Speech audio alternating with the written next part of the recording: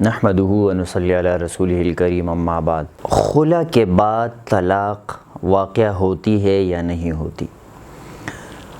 بعض لوگ کہتے ہیں کہ خلا جو ہے اس سے تو مکمل رشتہ ختم ہو جاتا ہے، شوہر بیوی کے بیچ یعنی ایک معاہدہ ہوتا ہے۔ خلا آپ کو پتہ ہے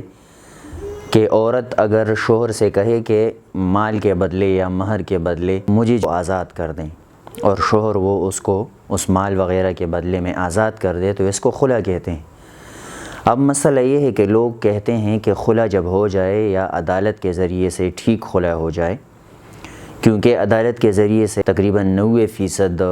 95% خلا جو عدالت کی طرف سے ہوتا ہے وہ شرعی لحاظ سے ٹھیک نہیں ہوتا۔ جو شریعت کے اعتبار سے بھی ٹھیک ہو تو اس خلا کے بعد اگر شوہر اپنی بیوی کو صریح الفاظ میں طلاق دے دے تو وہ طلاق کیا واقع ہوگی یا نہیں ہوگی؟ لوگ سوچتے ہیں کہ جب خلا ہو گئی، عدالت نے دونوں کے درمیان میں رشتہ ختم کر دیا تو پھر اس کے بعد طلاق واقع نہیں ہوگی، حالانکہ اصل مسئلہ یہ ہے کہ عدت کے دوران یعنی خلا کے بعد بھی عدت گزارنی ہوتی ہے۔ اس عدت کے دوران اگر صریح الفاظ سے طلاق دے دی جائے، صریح الفاظ سے شوہر نے اپنی بیوی کو طلاق دی تو وہ طلاق واقع ہوگی،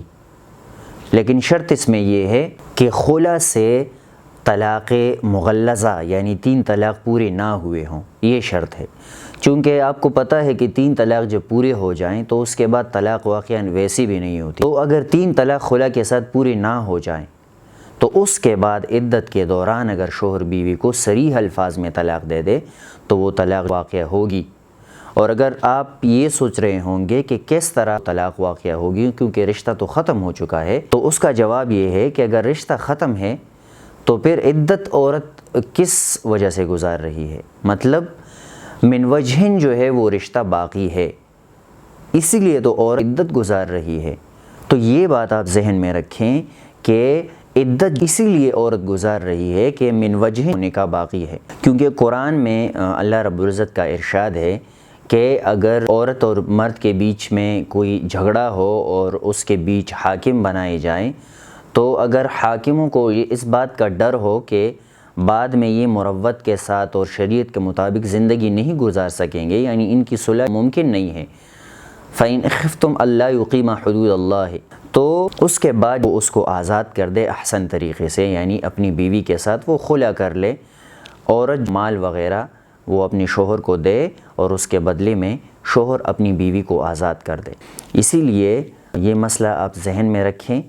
کہ خلا ہو جائے اگر تو اس کے بعد بھی جس طرح طلاق بائن، کیونکہ خلا وہ بھی اس سے بھی بینونت یعنی طلاق بائن واقع ہوتی، جس طرح طلاق بائن کے بعد عدت کے دوران صریحی الفاظ سے طلاق وہ واقع ہوتی ہے،